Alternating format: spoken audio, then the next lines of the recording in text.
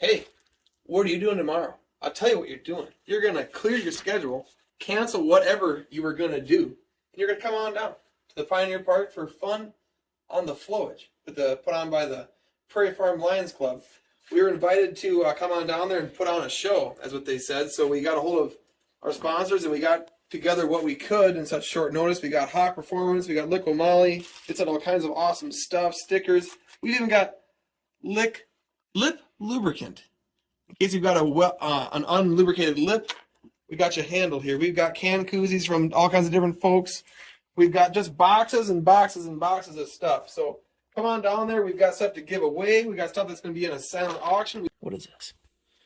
We were asked in short order, only a few days ago, to put on a show. So we figured we ordered 7,000 studs. We put them in a set of 2 sets of Viper tires. We'll have both our Dodge Vipers down there, giving free rides to anyone that wants to go for a spin. And then we'll be giving out all sorts of free promotional items from our sponsors. We've even got a few of our promotional items from them in the silent auction there, all going to a good cause, going to help out local schools, you know.